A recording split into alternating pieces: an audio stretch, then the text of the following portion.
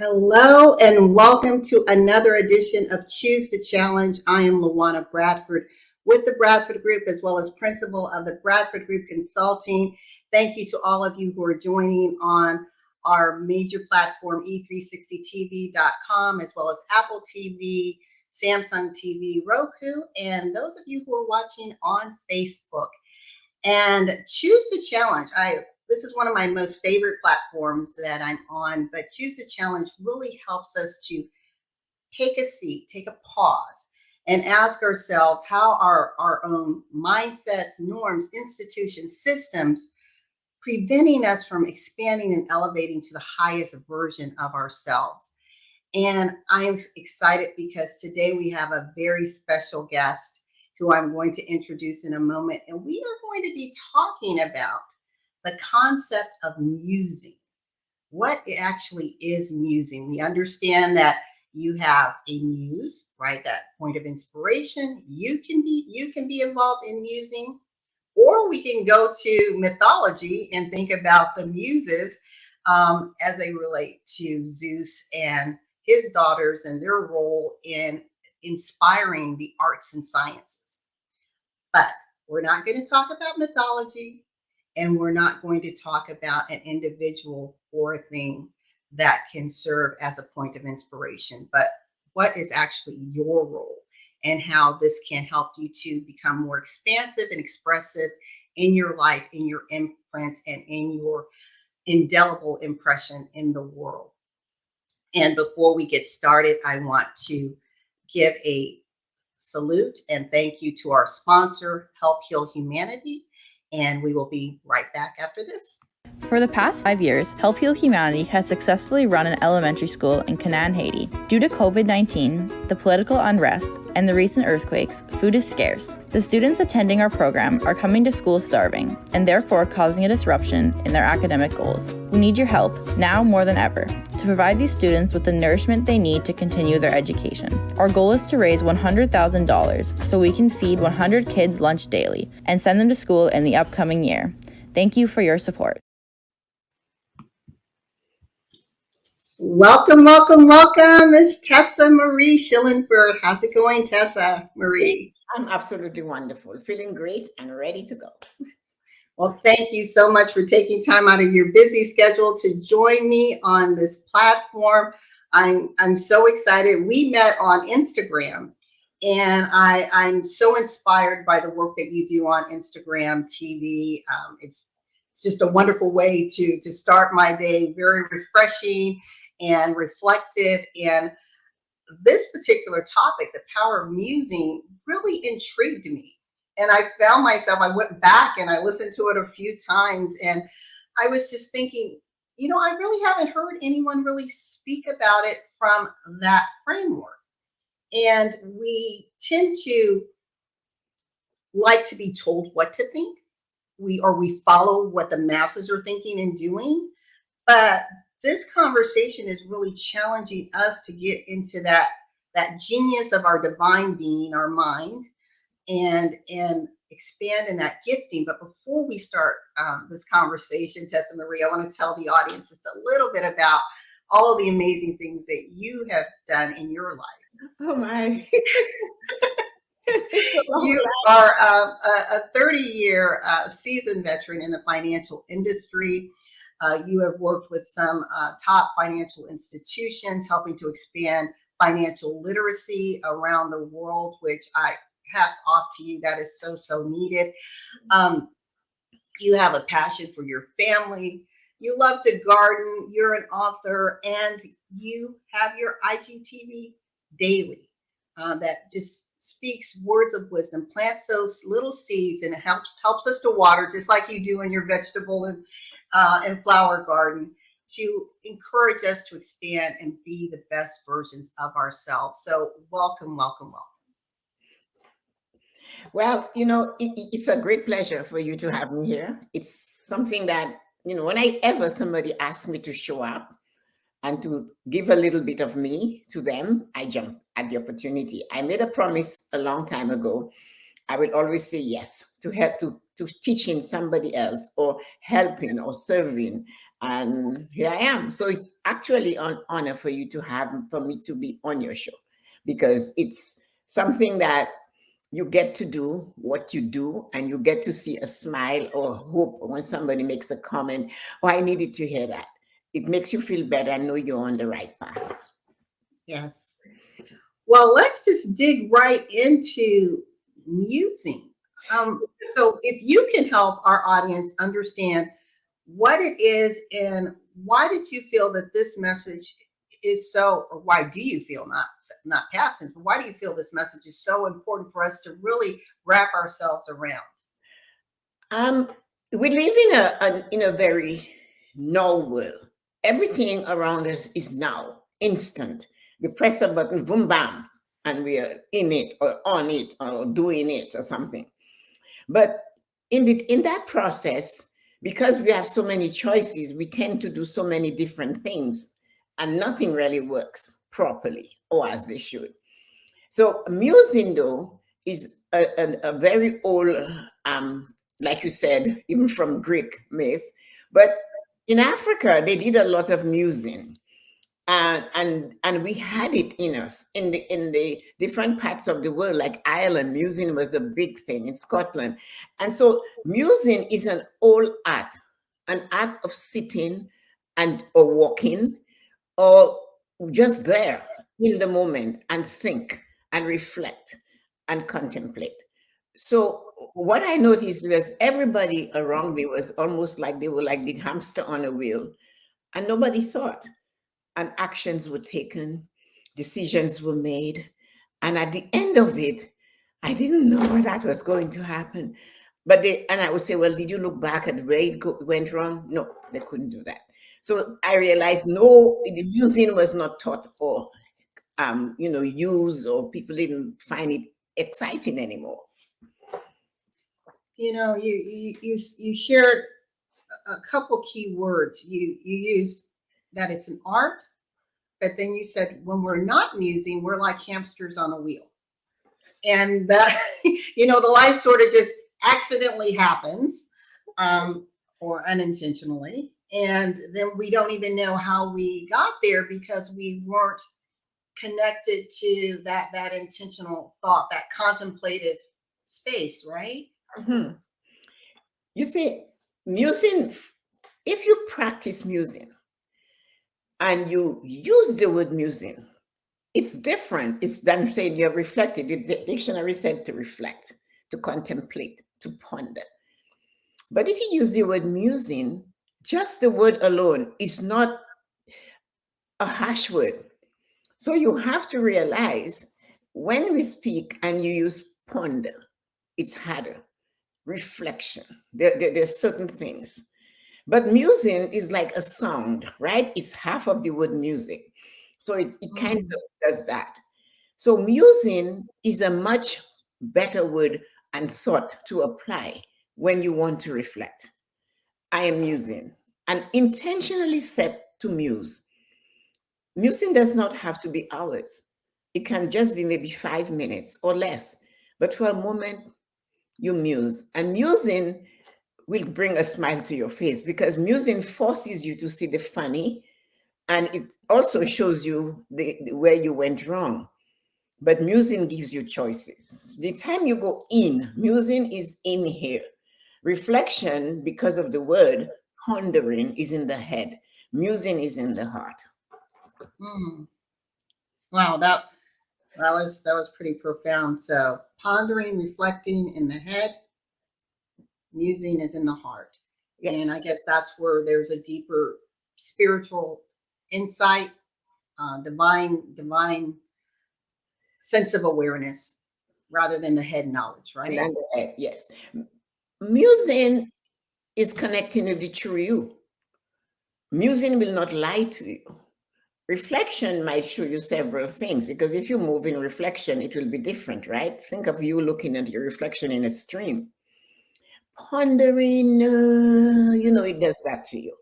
But when you go into musing, you actually have to go in there.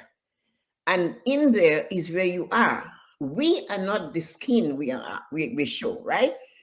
That is the outside. The true Right. person that you want to connect is inside. So that's, So is musing is different than daydreaming, right? oh yes, oh yes.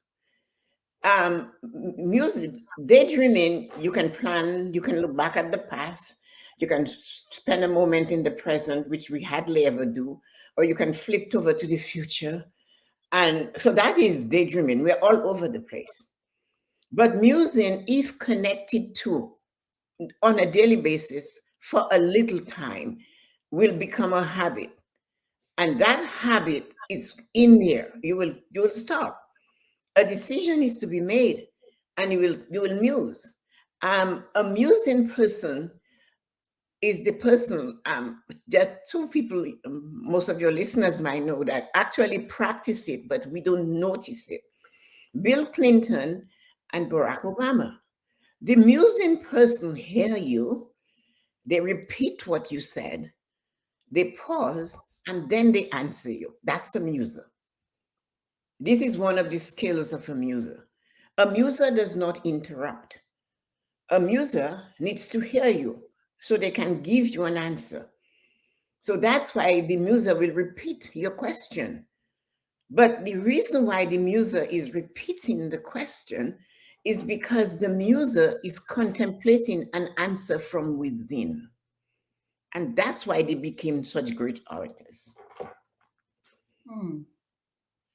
So how did you with musing, is that something that just innately you discovered, or were you introduced? Because as you mentioned, it's something that's taught, it's something that's learned, it's an art form. It comes with, it improves with practice and application, right? Yes, it does. So the thing about musing is that we we do it, but we do not call it musing. I'll tell you when we do it, and I'll tell you when we should do it, but we don't do it. So we muse in a different way, but it's musing. Let's say, for example, somebody goes to the bank to get a loan.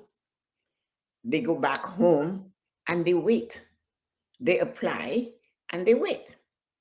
So that's one way we do it, and we do not realize we're in musing forces you to wait, right? To pause.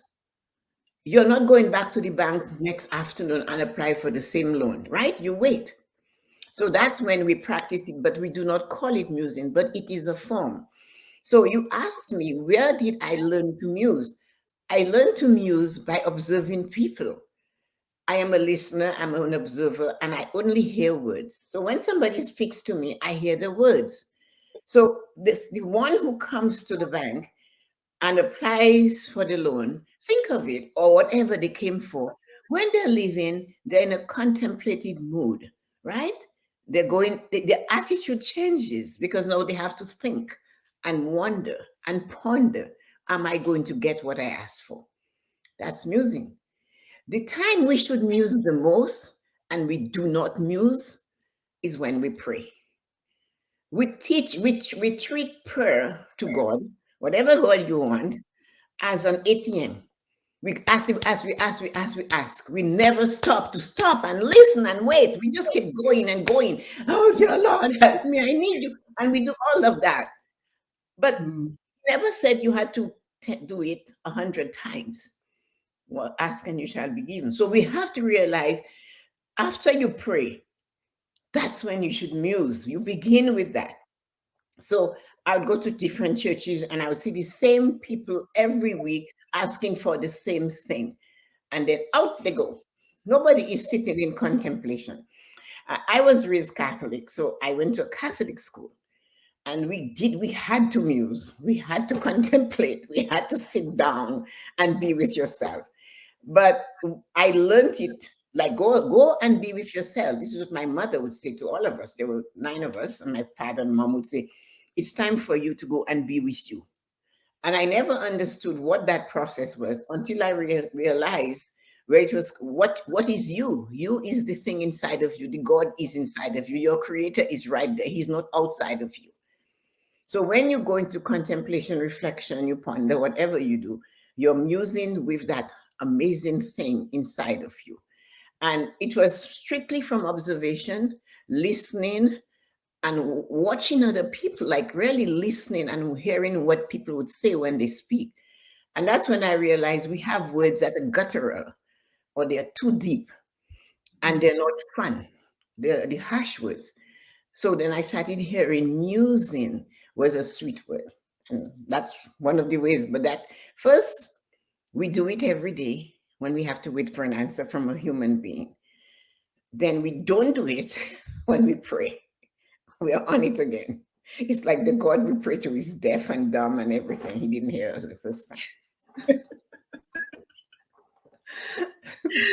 Oh, goodness. I like what you said about how your parents would tell you to go be with yourself. And you look at our environment now, children are wedded to their devices, right?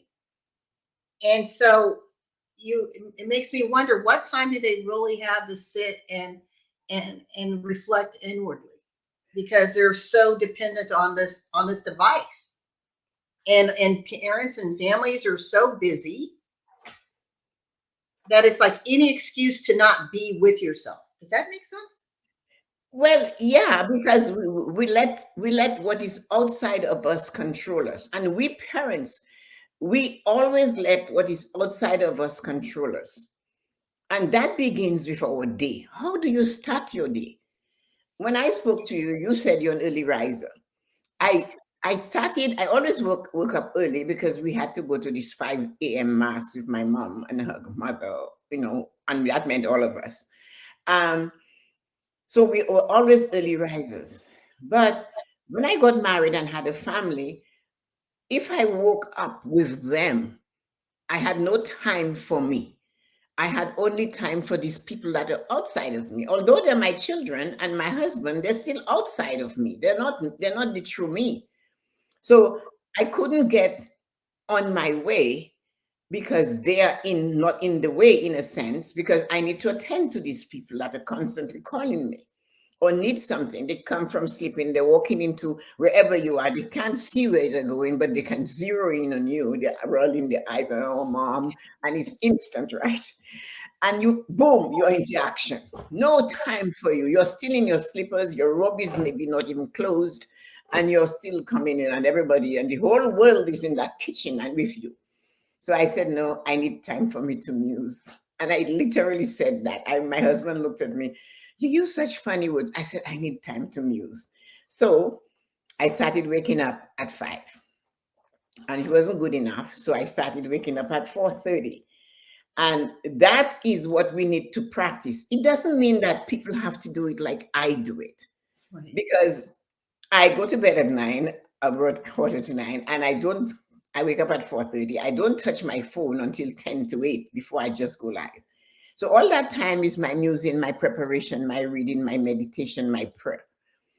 So you do not need all these hours that I do. All you need for sure is to have 15 minutes. If all you can get is 15 minutes, but make that 15 minutes be for you. That way you have time to think. And then when the children come home from school, we can also help them. I used to get my kids saying, fine, you have half an hour, you can break the house down, because all day long they heard, no, you cannot, you may not. So I thought, do it. Then after that, I would say, okay, no, you need time to go breathe. Go and sit and think about you. And I did that for 15 minutes and it worked for them, but everything is possible. Even if you have 2 jobs, even if you have 3 jobs, it's possible. It does not have to be an hour of meditation, an hour of prayer. But if you're going to pray for 5 minutes, you wake up in the morning and all you have is, Father God, just give me the strength or the power, whatever words you use, but do it with passion and love. I need to get this day going, and come with me. I'm going to do my best. I trust you will do your best, and I know you will help me to do my best. I say that every day. I get up and I look up the window. I say, Father God, here I am. What are we going to do today? Let's go on, do their best. I'm going to give my best today, and I know I will get from you exactly what you give me. No, that's my first prayer. No, that can be your prayer if I'm retired, so I can pray all day if I want. But that is your first prayer. If you do not have anything else to do and the time is so tight, close your eyes for 5 minutes, 3 minutes, and say, I'm so grateful I can feel the floor underneath my feet. Say it with passion and emotion.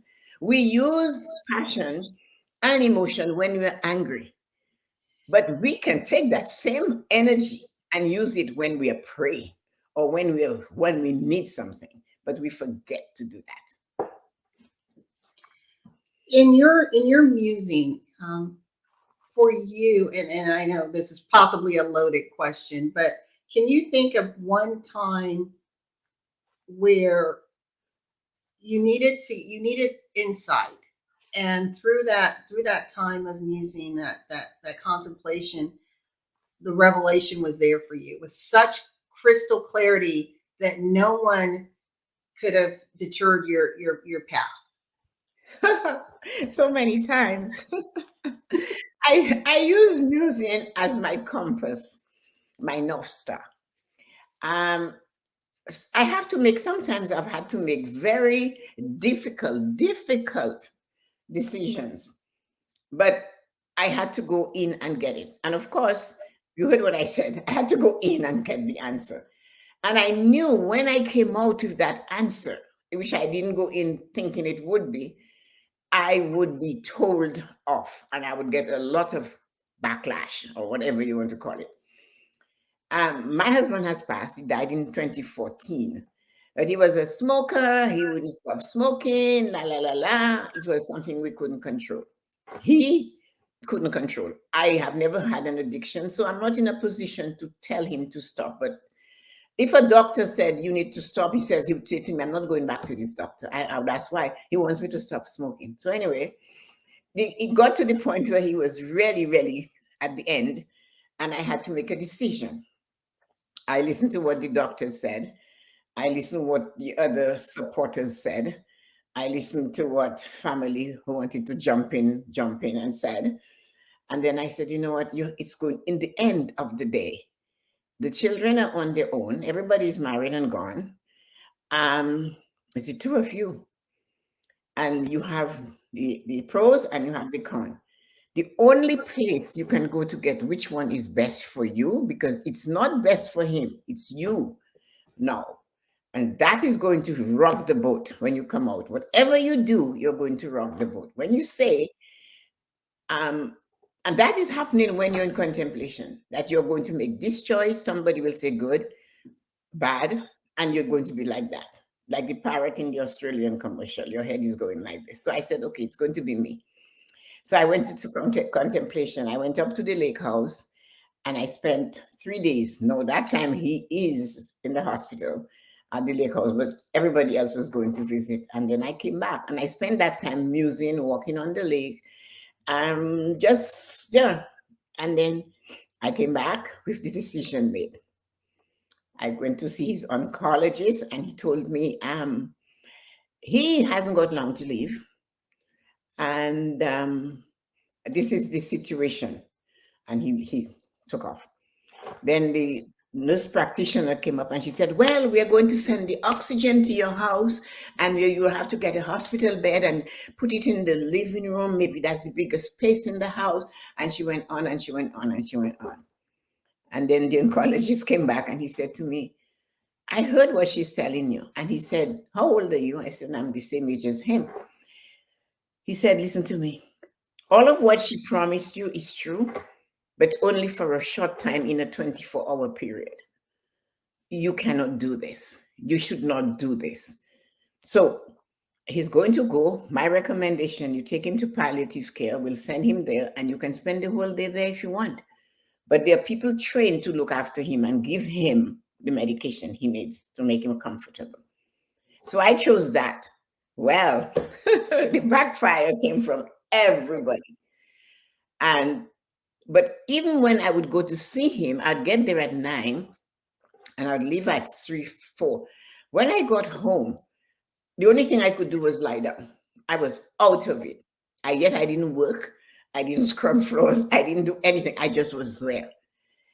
And that was the decision I made. And that decision to keep him there until he passed away.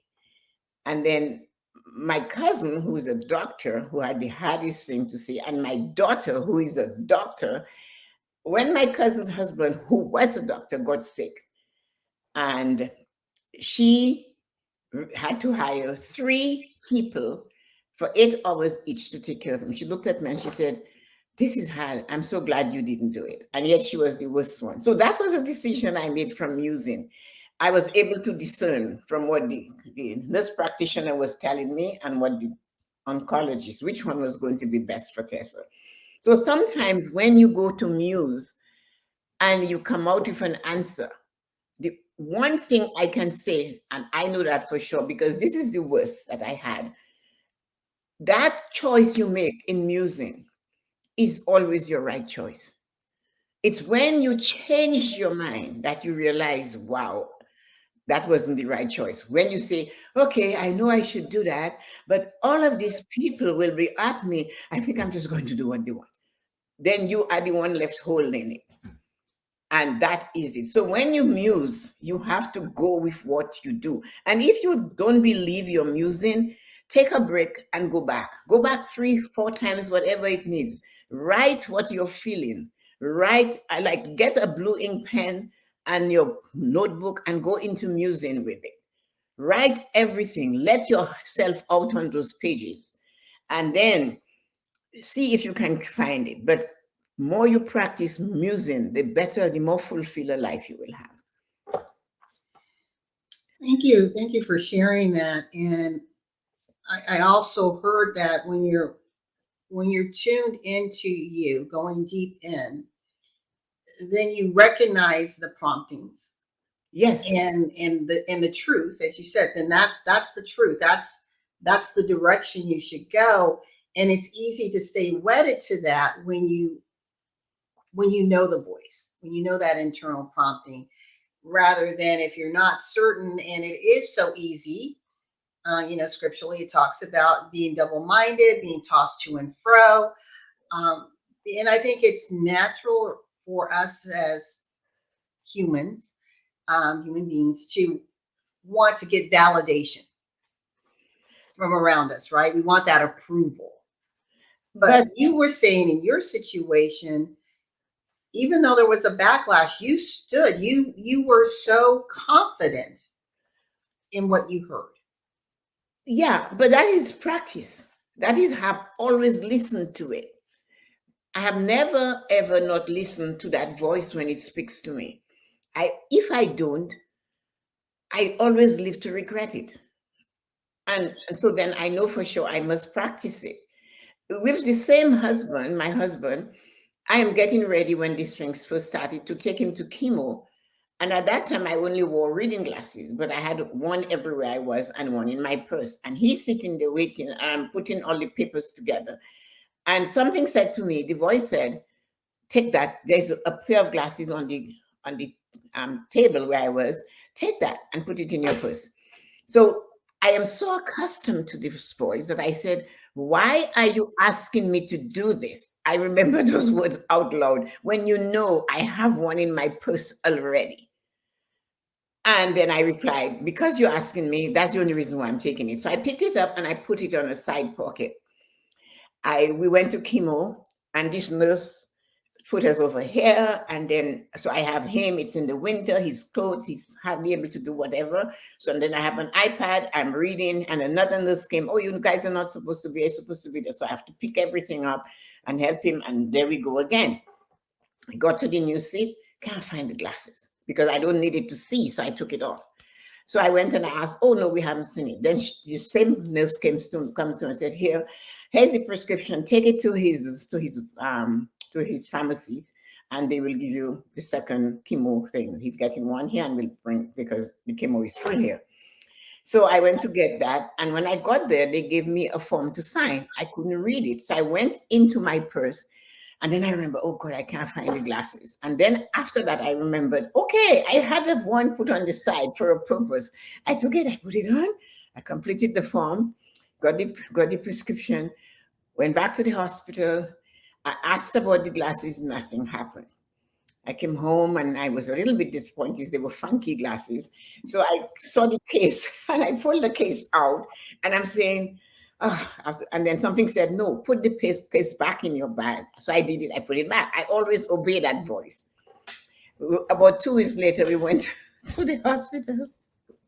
And there's the same crazy nurse coming to me and she's wearing my glasses.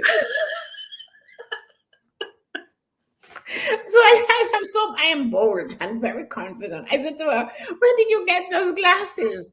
She said, at this store or that store, and it was in a high name store. And I looked at her and I said, you know what? I bought those glasses in New York. I bought glasses like those in New York. I have the case right here. And then she took them out and she goes, here, this must be yours then. And she gave it back. So this is the voice. You cannot fool around with this voice. If you contempt, you use that voice inside of you and you go in there looking for wisdom or guidance or whatever you want, and you depend on it and you don't doubt it and you believe, you will certainly have a better life. In nature, we are the only species that have that ability. And we are the only species that don't use it enough. But because we rely on everything outside of us to decide who we are. So our friend doesn't maybe even believe in God, or doesn't pray, or does not maybe understand this thing inside of you that is really you. But you're on the phone, well, you know, Marjorie, I need to make a decision and I don't know what to do. And Marjorie is giving you her opinion and you're going with Marjorie's opinion. But that is not yours. Marjorie's opinion, even her opinion of you, has nothing to do with you. Marjorie's words and opinion belongs to Marjorie. Right. And if she gives it to you and you run away with it, then you're part of a herd. You're following somebody's herd.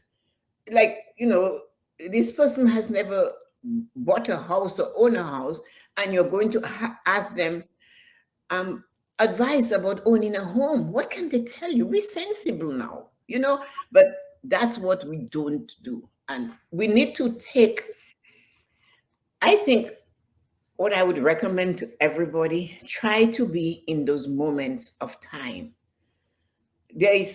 Time is fleeting, but every moment has its own mystery, its own miracle, its own magic.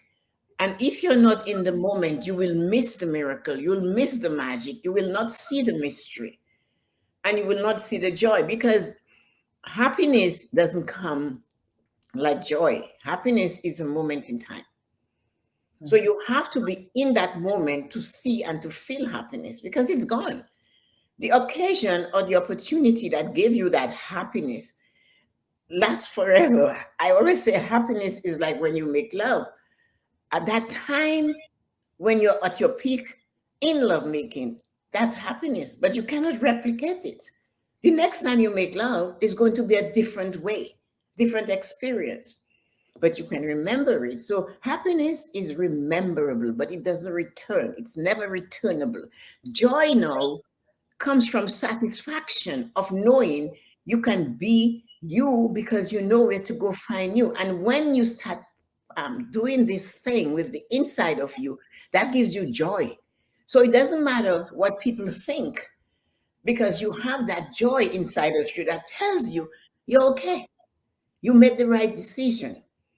And that joy lasts forever.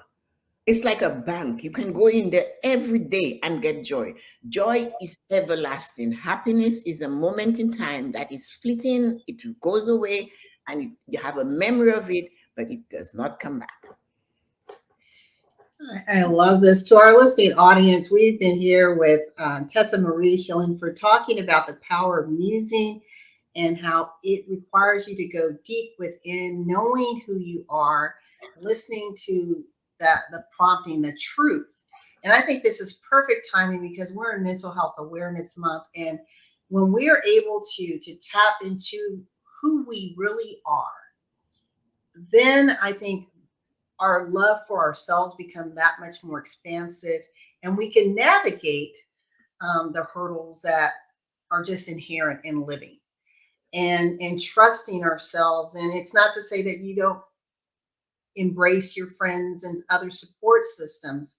But as you said, Tessa Marie, it's when we're able to pause and, as your parents said, go be with yourself and enjoy ourselves, right? Enjoy the company of ourselves and the beauty of the silence. And as you said, the magic and the miracle in the moment. Mm-hmm. That's when life happens. I mean, that's the magic of life. That's the living. That is. That is. We have this thing that we can do, and we hear things in the moment of when the miracle happens of life begins, right? Nobody is giving that sperm permission to race to set itself in the womb of its mother. Nobody has told it to. So we know we can win the race, right? With the first race we participated in, we won. That's why we are here.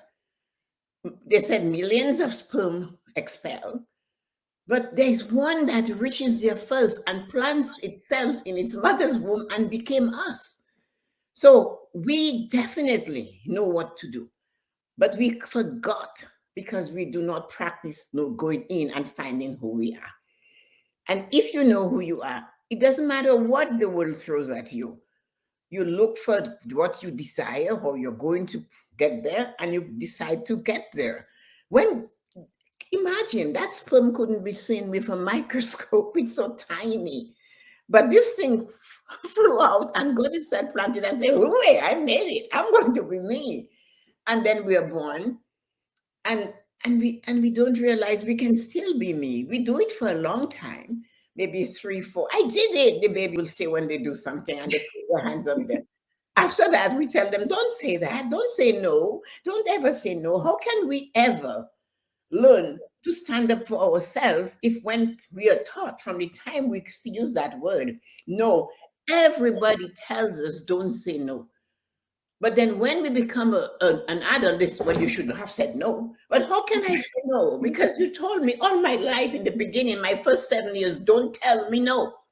And now at 18, you want me to say no? Come on. So this is what we have to learn to do, is to realize, even as an adult, no, all of you ladies and men, or whoever is listening to this, always have it in your head.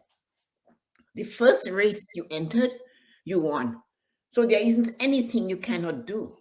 You have to go and find out who you are inside of you and realize it's not outside of you. Your skin is not really you. That big organ called the skin is not you.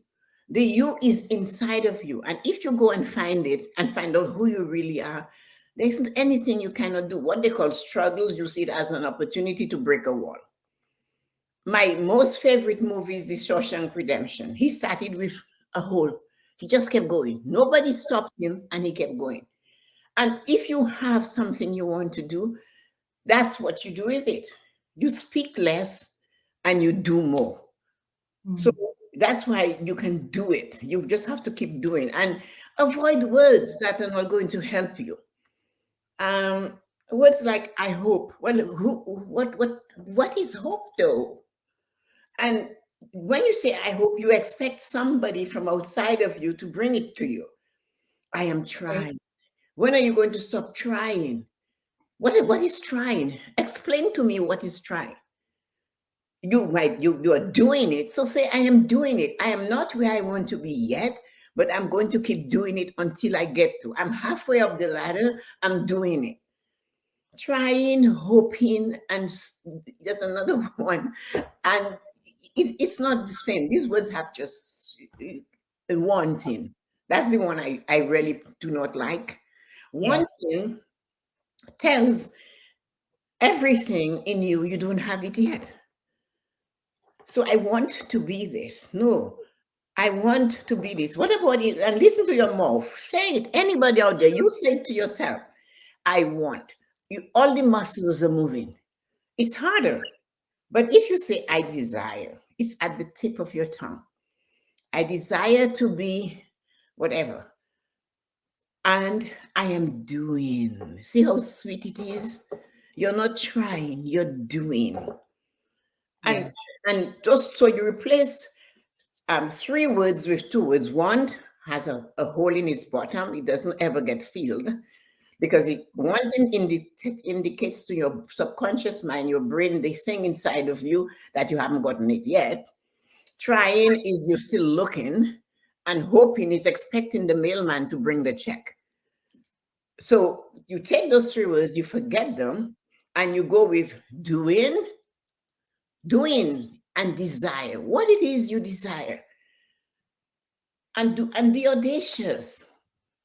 But you do not, if you know Jane is not going to give you props or enhance you or say, yes, girl, go, girl, you can do it. Don't tell her. Stand up in the mirror and talk to you and say, you know what, girl, we're going to do this. You know, we do this. I desire to do this, and feel it. And I really can't. I am so sorry. I'm just going on and on. No, no, no. This is good. That's why I wanted you on the show. I mean, you're just drawing me in, and I hope the audience is as captivated as I am. And I know we're almost out of time, so I'm going to take myself down, Tessa Marie, so that you can tell our audience how they can reach out to you, how they may be able to work with you, and learn more about the art of musing and anything else that you wish to share. Okay? Okay, thank you. Thank you. Hello, everybody. It's me again. I'm the musing lady. As you know, I'm Tessa Marie. I have the 5 Pillars of Prosperity YouTube channel, so you can see me there. I'm on IG Live at 8 a.m. every day, Eastern Standard Time, and at 7 p.m. Eastern Standard Time, Monday to Friday. I do TikTok, I do Shorts, and I do Facebook. I have 3 different Facebook channels that I post on. And the thing is, my core is to encourage everybody that I know to live a fulfilled life. And to me, a fulfilled life is to embrace the 5 pillars of prosperity: emotional prosperity, mental prosperity, spiritual prosperity, physical prosperity, and financial prosperity. So it's like the fingers on your hands. You need all 5 to be working to hold the glass. You can't hold a glass with 4 fingers or 3 or whatever. So you need that. So that's what I teach. And you can email me. You can find me, DM me on Instagram. I'm Tessa Marie Shillingford, the Tessa Marie Show, the Morning Blessings by Tessa Marie. And it's all Tessa Marie. Everything is Tessa Marie Shillingford, a long name. But I do help, I coach, I teach, I do more talks like those. I do them on Zoom. So if somebody wants to book me to talk on a topic, I do that. I do financial literacy. I believe everybody should be able to manage your finances, because that is what will give you a successful life, because a combination of the 5 pillars of prosperity. And many times finance is not the problem. It's not the cause, it's a symptom. It could be an emotional thing that caused you to lose your job. So it affects finance, and everybody blames finance, but finance is always most often a symptom. The cause could be physical, spiritual. You don't believe in money, it's not good. You're not healthy to work. You're not able to retain what you have learned. That's mental prosperity. Emotional prosperity is how you react to what you've heard, seen, or told, or read, that type of thing. And what I do is take you from where you are to where you would like to go. You give me 5 things you want to accomplish in your life, and I coach you, I mentor you, I give you, and I do have courses. And we did the sustainable financial spending plan. That was a big one, because the people who were able to get out and in during COVID to be successful, a lot of my people had that. It's a sustainable financial spending plan. It's not a budget. So I don't use the word budget. I replaced it. Budget makes you feel like you're on a diet. It tells you all what you cannot have and what you cannot do. Whereas a sustainable financial spending plan created by you on how to spend your money tells you how you want to live your life. You design it. I show you how. And you do not have to know the how. You just have to know why you want to do this and I will give you the how. I'll teach you the how and what you should do. And you go on and do this. I give life skills, so then you know how to love you, how to choose you. But even in a family, how to make time for you, how to realize you're worthy. If you're sick, the family suffers. None of our children wants us to be unhealthy.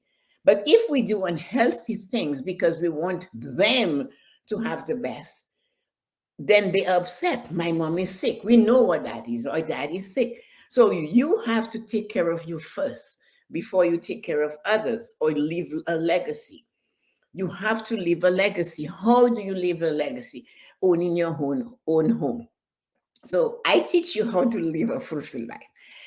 Own a home, own your own home, drive a car of your choice, go on vacation. Everybody should go on a vacation, at least one annual vacation a year, maybe more if you can. Be debt free. And I teach you how to use debt, but do not have debt holding you. So my books that are out are Controlling the Debt Monster, The Morning Blessings, the Book of Proof, and the Goal Setting Journal. The Goal Setting Journal is this one, and the Book of Proof is an answer to what you got from gratitude, and of course, the Morning Blessings. So the thing that I want you guys to learn is to realize you are worthy. Make a choice. Get in touch with me, DM me, email me. My email is there, and ask me to help you, to guide you. And I will never turn someone down. I give you the time. I'm always punctual. I expect punctuality. And this is one of the things. So thank you so much. I hope I filled in my 5 minutes. She's back. Yes, no, this was wonderful, wonderful. Well, you have met the amazing Tessa Marie, and she's just doing so many wonderful things. She's a gift and a blessing to the world. And as she said, she helps you to understand and find yourself, live an enriched, fulfilled, wonderful life that was intended for you based upon your heart's desires, but then taking care of those 5 pillars of prosperity, as she mentioned: mental, physical, emotional, spiritual, and financial, because we know it does take money to make the change and the impact and build a legacy that we want in the world. And I am a Tessa Marie fan. I truly am so glad that technology allowed our paths to intersect. And I look forward to connecting with you more in the future, Tessa Marie. It would be a pleasure. I just want to serve. So it would be a pleasure if at the end of this, Lawana, we help one person, just one person, even a million hears us. We did something today. And that's what matters. And I'm so glad to have you as a friend and somebody that will utilize the talents and the gifts I was given, and to enhance it and let another person learn from us and go on. They too. It's like taking the cup that we have, emptying it into somebody else's cup. Yes. And they in turn have to do the same. And if we can do that, so if any of our friends here today do not need one thing, but they know of someone who could use it, pass it on and let them learn, because that's what you do. My dad said, knowledge is not yours to keep. What you know, you must teach. So remember that. Yes, I love that. Well, Tessa Marie, thank you so much again for joining me on another edition of Choose to Challenge. To our viewing audience, we look forward to seeing you every week on Mondays at 6 p.m. Eastern. And just remember in life that when your vision intersects with opportunity, success is inevitable. Don't forget to muse. It's an art form. It requires your practice and your commitment. Until next time. Thank you so much for having me. I really love it. Have fun. Take care until next time. It's been a pleasure.